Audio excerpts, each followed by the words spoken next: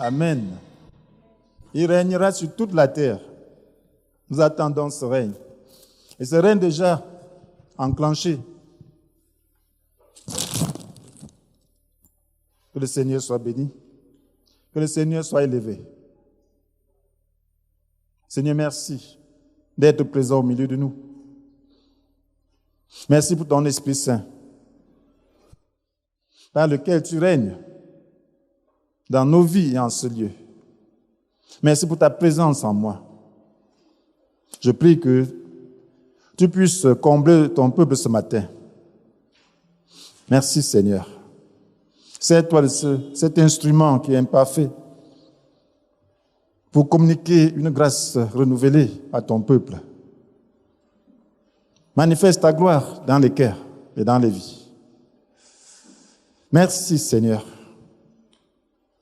d'agir par ta parole, esprit et vie, de renouveler notre espérance en toi, de manifester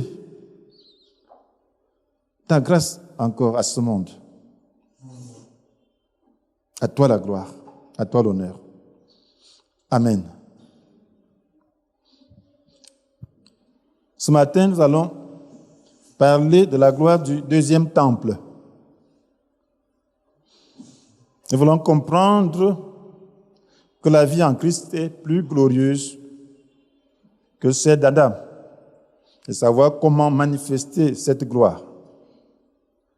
Lorsque nous parlons du temple, nous nous référons à ce temple qu'est Jésus. Et nous allons comprendre donc, avec l'image du temple que Dieu avait fait construire, que la gloire du deuxième temple ou du nouveau temple sera plus grande que la gloire du premier. Vous savez, Dieu avait fait construire un premier temple par le roi Salomon. Et ce temple était vraiment glorieux. Mais ce temple avait été détruit en 587 avant Jésus-Christ. Vous pouvez lire l'histoire dans Jérémie. Mais la construction, c'est dans 1 Roi, chapitre 6. Et vous allez vous rendre compte que ce temple était vraiment glorieux. On peut estimer ce temple aujourd'hui à plus de 100 milliards de francs CFA. Un temple. Pourquoi Dieu pouvait-il mettre tant d'argent dans un bâtiment? La Bible nous dit que Dieu n'habite pas dans les maisons faites de mains d'hommes. Pourquoi voulait-il faire cela? C'était pour montrer quelque chose. C'était pour donner une image à ce qu'il attend vraiment de son temple. Dans 1 Roi, chapitre 6, verset 22, on dit tout l'intérieur était plaqué d'or. Même le plancher, plaqué d'or. Imaginez-vous que ce bâtiment, on le plaque en or, tout l'intérieur. Ça, c'est une gloire insolente.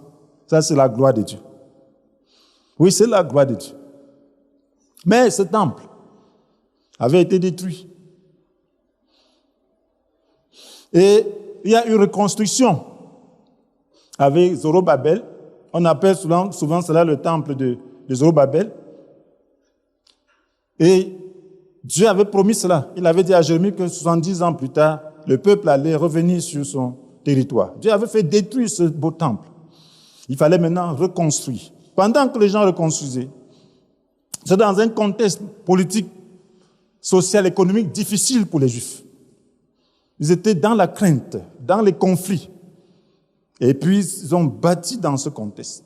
Pendant qu'ils étaient en train d'élever les fondations, certains pleuraient en se souvenant de l'ancien temple. Ceux qui avaient vu ce temple, ils pleuraient, ils se disaient, avec ces petits moyens, comment ce temple pourra être-il glorieux? On a vraiment perdu. Mais Dieu leur adresse la parole pour leur dire que la gloire de ce nouveau temple sera plus grande que la gloire du premier. Là, ça, c'est Agé chapitre 2, verset 9. Oui, il dit que la gloire du nouveau temple allait surpasser beaucoup la gloire de l'ancien. La gloire du nouveau temple. Est-ce qu'ils pouvaient croire cela? C'était difficile. Salomon avait bâti ce temple dans un contexte de richesse totale, de richesse terrible. Une richesse surabondante. On dit qu'au temps de Salomon, l'argent, on ne faisait pas cas de l'argent. C'était de l'or.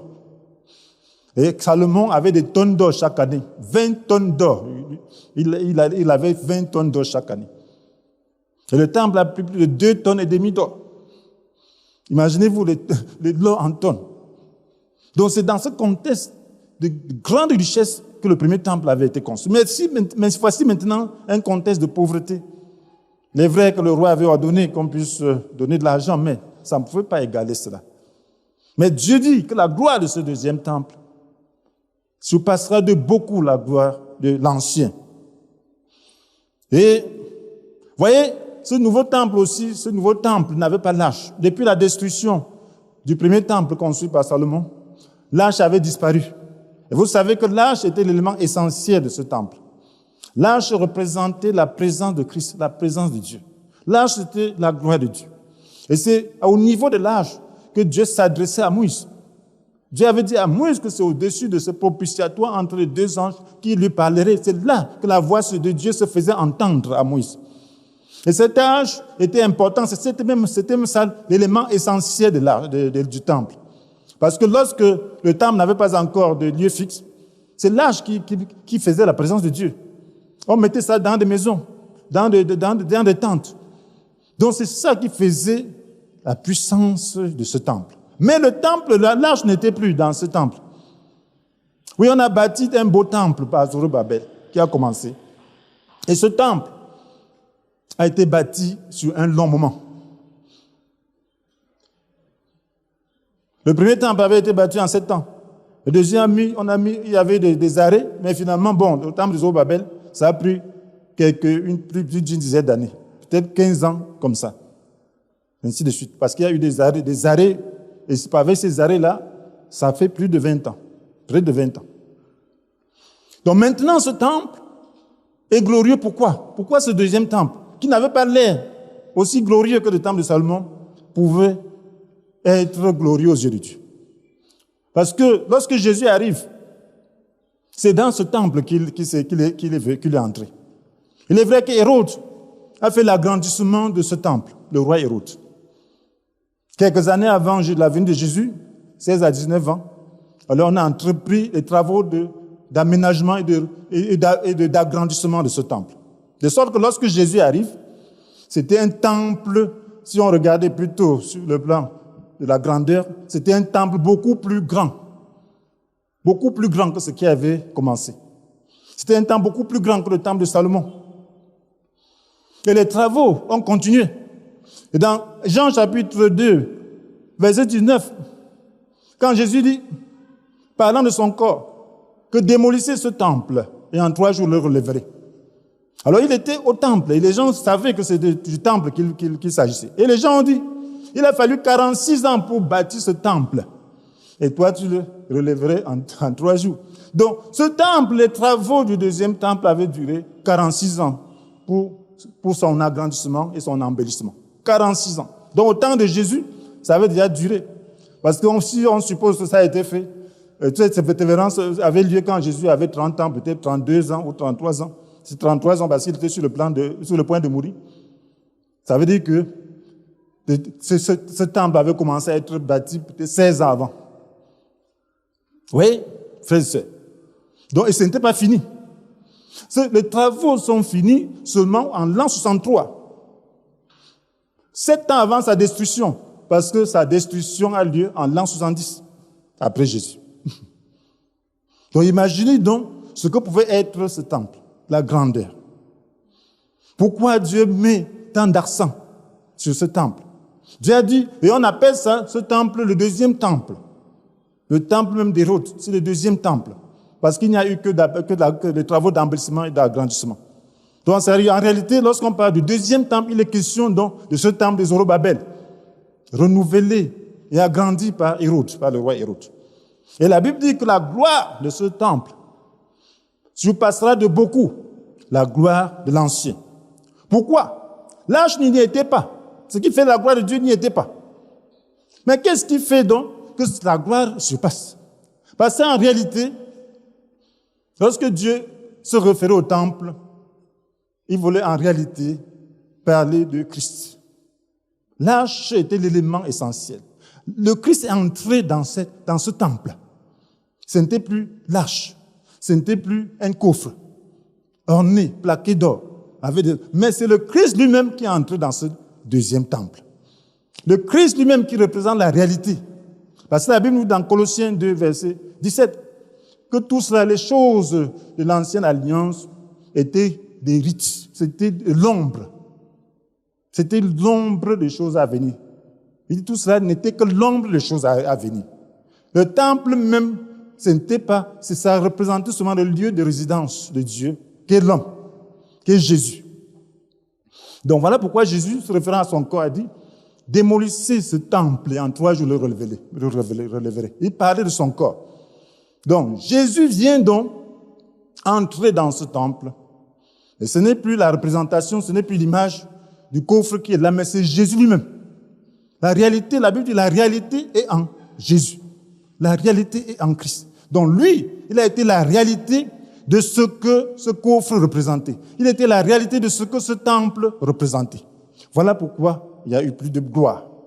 Frères et sœurs, et maintenant, si nous nous référons à Jésus comme le temple, alors il y a aussi un deuxième temple. Lui, il est le nouveau temple. Par rapport à quoi? Par rapport au premier qui était Adam. Adam était un temple pour Dieu. C'était le premier temple. C'est à ça que Dieu se réfère. C'est une image de temple bâti là. Mais Adam était un temple pour Dieu. Et Adam, si vous comparez Adam à Jésus, quelle est la gloire? Qu'est-ce que vous pouvez comprendre que la gloire de Christ surpasse la gloire d'Adam? Est-ce que vous comprenez que Christ est supérieur à Adam? C'est facile de comprendre. La Bible nous dit, dans 1 Corinthiens 15, verset 45, la Bible nous dit, parlant donc de ces deux personnes, l'Écriture ne déclare-t-elle pas, le premier homme, Adam, devint un être vivant, doué de la vie naturelle. Le dernier Adam est devenu, lui, un être qui, animé par l'Esprit, communique la vie. Le premier homme, Adam, est devenu un être vivant, doué de la vie naturelle. Le deuxième homme est devenu un esprit, un être qui, animé par l'Esprit, communique la vie.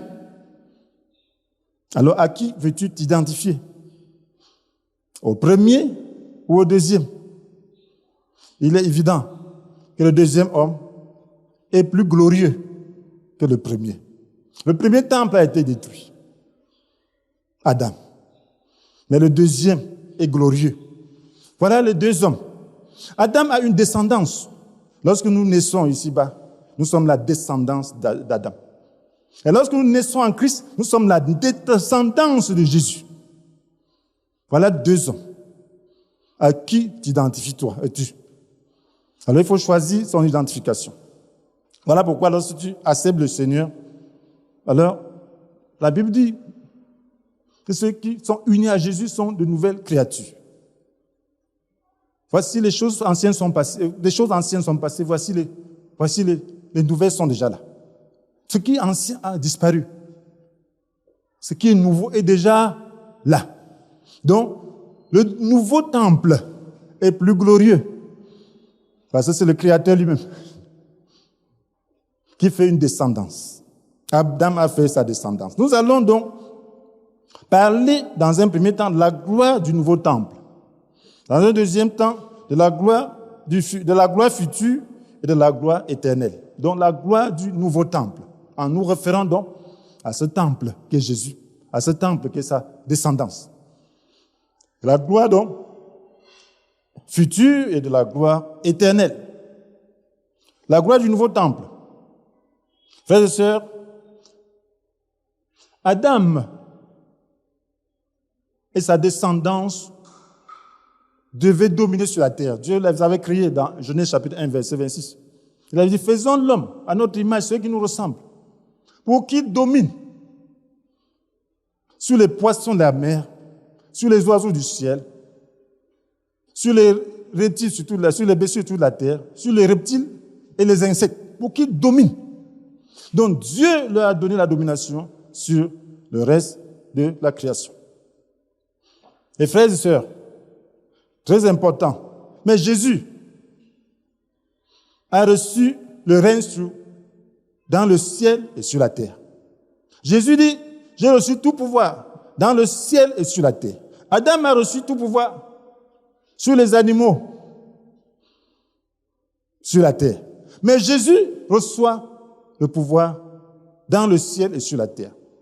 Adam et sa descendance a reçu le pouvoir sur la terre, sur les poissons de la mer, sur les oiseaux du ciel, sur tous les bestiaux de la terre, sur les reptiles et les insectes. Mais Jésus dit, dans Matthieu 28, 18, j'ai reçu tout pouvoir dans le ciel et sur la terre. Adam a été vaincu par le péché. Dans un sens, le serpent a eu raison de lui. Le diable s'est incarné dans le serpent pour vaincre Adam. Et l'ayant vaincu, il a fait de lui son esclave et de toute sa descendance ses esclaves. La Bible nous dit dans Jean 8, verset 34, que celui qui commet le péché est esclave du péché. Donc lorsque tu nais d'Adam, alors tu nais esclave. Parce que Adam a perdu le combat contre le diable. Mais qu'est-ce que Jésus a fait? Jésus a gagné le combat contre le diable en écrasant la tête du serpent. Il était prévu dans Genèse 3, verset 15, que la descendance de la femme allait écraser la tête du serpent. Parlant de Jésus. Jésus a écrasé. Jésus a vaincu la tentation. Adam n'a pas vaincu la tentation. De ce fait, il est tombé sous l'esclavage du diable. Mais Jésus a vaincu. Il a écrasé la tête du serpent. Il a vaincu le diable. Il a reçu donc l'autorité dans le ciel et sur la terre, avec sa descendance. Celui qui est né d'Adam est esclave. Celui qui est né de Jésus est roi. Adam né des esclaves, Jésus né des rois. Dans Apocalypse 1, verset 6, il est dit, il a fait de nous un peuple de rois, de prêtres, au service de Dieu, son Père. Dieu a fait de nous, si tu es né en Jésus, tu es un peuple de rois. Tu n'es pas un esclave, tu es un roi. Et tu règnes. Tu règnes. Parce que Jésus a donné autorité. Il a dit dans Luc chapitre 10, verset 18, il a donné autorité à ses disciples pour montrer ce pouvoir qu'il a et pour parler de ce que sa descendance sera. Et lorsqu'ils ont exercé cette autorité, ils sont revenus tout joyeux. Il dit, même les démons nous sont soumis. Jésus dit, je voyais Satan tomber du ciel comme l'éclair. Je voyais Satan. Il est vrai que je vous ai donné le pouvoir de marcher sur les serpents et les scorpions, d'écraser toutes les forces ennemies sans que rien ne puisse vous faire du mal. Mais toutefois, ce qui doit vous réjouir, ce n'est pas de voir que les esprits mauvais vous sont soumis, mais de savoir que vos noms sont inscrits dans le ciel. Donc, lorsque tu es né en Jésus, ton nom est inscrit dans le ciel. Si tu es fidèle à marcher avec lui. Donc, tu as autorité sur le diable. Alors, au lieu que le diable te domine, c'est lui qui doit tomber au nom de Jésus. Parce que Dieu lui a donné le nom. Tu es au-dessus de tout nom. Afin qu'au nom de Jésus, tout est de sa genou.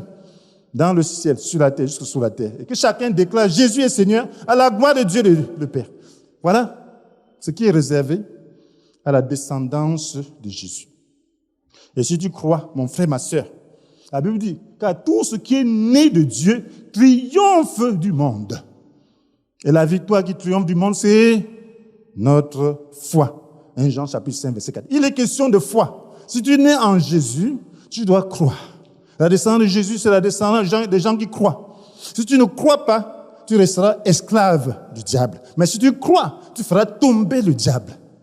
Et tu vas exercer l'autorité avec Jésus. Tu vas entrer en fonction. Tu vas entrer dans le dessein de Dieu pour toi. Lorsque Dieu a fait la descendance en Jésus, c'était pour que tu puisses dominer. La gloire future. Il y a une gloire que Dieu réserve à ceux qui lui sont fidèles. Il y a une gloire, mes frères et sœurs. C'est merveilleux.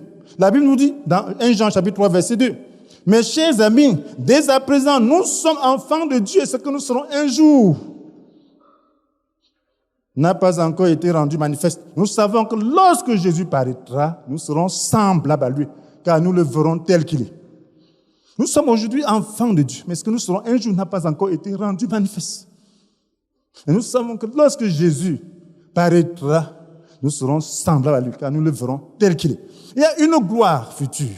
Lorsque Jésus se manifestera, lorsque Jésus apparaîtra, quelque chose se passera. Si la trompette sonne aujourd'hui, ceux qui sont endormis en Christ se relèveront dans la gloire, seront semblables à Jésus, seront le corps de Jésus. Et nous, qui serons vivants, seront transformés.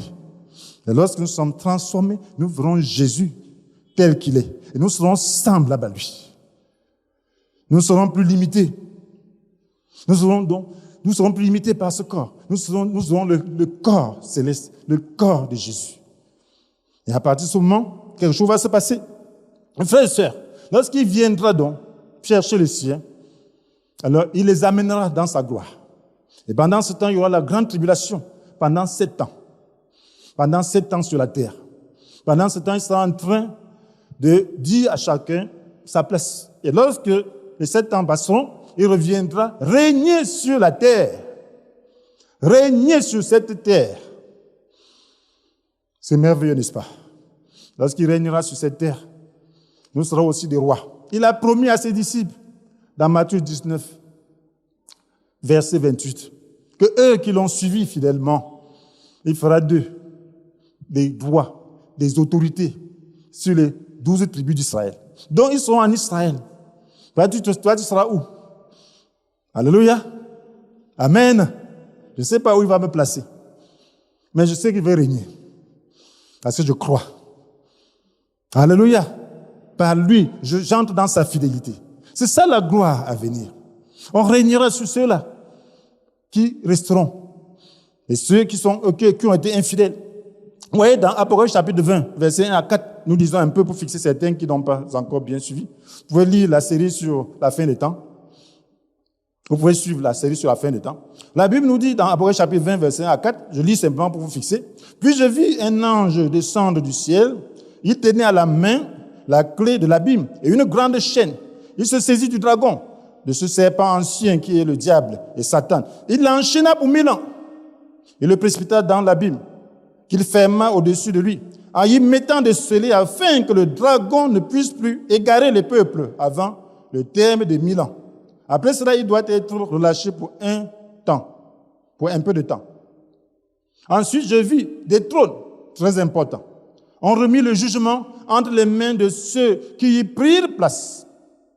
Je vis aussi les âmes de ceux qu'on avait décapités à cause du témoignage rendu par Jésus et à cause de la parole de Dieu. Je vis encore tous ceux qui n'avaient pas adoré la bête, ni son image, et qui n'avaient pas reçu sa marque sur leur front et leurs mains. Ils revinrent à la vie et régnèrent avec le Christ pendant 1000 ans. Un règne millénaire. Et si tu n'aspires pas à ce règne millénaire, les gens veulent régner ici pendant quelques années. Et ils se tuent, ils se battent, ils font toutes sortes de sacrifices pour accéder à cela. Mais il y a un règne millénaire qui n'intéresse pas beaucoup de gens, parce que c'est par la foi qu'on perçoit cela. Est-ce que tu veux être sage pour percevoir? Tu auras ce besoin en ce moment-là. Mais maintenant, c'est par la foi que tu vas saisir. Ce jour-là, tu vas être heureux. Si je savais, si j'avais su, j'aurais été fidèle. Mais maintenant, tu peux te racheter. Alléluia. Il y a la gloire éternelle, mes frères et sœurs. Après les 1000 ans, ce sera la gloire éternelle dans la nouvelle terre que Dieu lui-même habitera. C'est ça le plus important, c'est ça le deuxième temple, la gloire du deuxième temple. Vous savez, Dieu avait créé un environnement féerique à Adam. Il avait fait un jardin. Amen. Mais il ne lui a pas bâti une maison. Mais qu'est-ce que Dieu fait avec nous maintenant? Alors, il nous bâtit des maisons. Amen. C'est ce que Jésus dit. Il nous bâtit des villes. Il nous bâtit des villes. Et lui-même vient, il bâtit une ville pour lui-même, la Nouvelle Jérusalem, qu'il vient poser sur la nouvelle terre. Et une ville merveilleuse. On avait décrit cela ici. Mais qu'est-ce que Jésus nous a dit à ses disciples? Dans Jean chapitre 14, il a dit très clairement, qu'est-ce qu'il a dit? Il dit que votre cœur ne se trouble pas. Ayez foi en Dieu, ayez aussi foi en moi. Dans la maison de mon Père, il y a beaucoup de demeures. Si ce n'était pas vrai, je vous l'aurais dit. En effet, je vais vous préparer une place. Lorsque je vous aurai préparé une place, je reviendrai et je vous prendrai avec moi, afin que vous soyez, vous aussi, là où je suis. Donc, Dieu a préparé la place. Imaginez-vous la maison que Dieu lui-même bâtit. Imaginez-vous la nouvelle Jérusalem. Imaginez-vous habiter une maison que Dieu a bâtie. C'est ça la gloire du nouveau temple. Adam devait se débrouiller pour dormir, je ne sais pas où, la belle étoile et faire du temps. Mais Dieu nous fait des palais. Alléluia. Et ce n'est pas glorieux, mon frère, ma soeur. C'est quelque chose qu'il ne faut pas manquer. Alléluia. Et c'est très important. Et une ville pour lui-même. Imaginez-vous. Donc nous voyons, frères et sœurs, que le deuxième temple est plus glorieux que le premier. D'abord, Adam avait de la domination sur les êtres de ce monde, des animaux. Mais Jésus a la domination sur les êtres célestes, dans le ciel et sur la terre. Adam et sa descendance devaient s'occuper seulement de la terre, mais Jésus et sa descendance s'occupent du ciel et de la terre. Et nous voyons le règne millénaire. Adam, il a chuté, il n'a pas vaincu le diable et pour ces raisons, il s'est retrouvé esclave avec sa descendance. Mais Jésus a vaincu le diable en tant que deuxième temple. Et toute sa descendance a la victoire sur le diable. Toute sa descendance est une descendante de roi. Nous avons vu cela. Il va régner sur la terre et régner éternellement. Après le règne sur la terre, Dieu va détruire cette terre et faire paraître ce qu'il construit depuis là. Une nouvelle terre, une nouvelle ville, une nouvelle Jérusalem qu'il va poser face sur la nouvelle terre. Et ce sera donc le règne éternel. Le monde sera organisé différemment selon la fidélité des uns et des autres. Est-ce que ce n'est pas glorieux, mes frères et sœurs? Et toi qui n'as pas encore reçu de Christ dans ta vie pour participer à la gloire du nouveau temple, veux-tu le recevoir dans ton cœur avec foi? Et donc il est question de foi. Tu dois croire cela de tout ton cœur pour que ce soit vrai pour toi. Si tu veux entrer dans cette lignée des vainqueurs, des rois, tu dois accepter Jésus.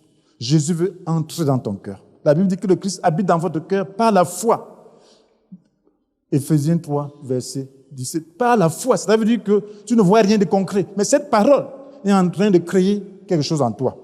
Et si tu pries maintenant à ce Jésus qui est là, qui a promis d'être là, là où 2 ou 3 sont ensemble en son nom, qui a promis de toquer à la porte des cœurs, il est en train de toquer à la porte. Maintenant, si tu es prêt, si tu veux le recevoir, alors concentre-toi et fais cette prière avec moi. Il doit dire, Seigneur Jésus, je voudrais participer à ta gloire.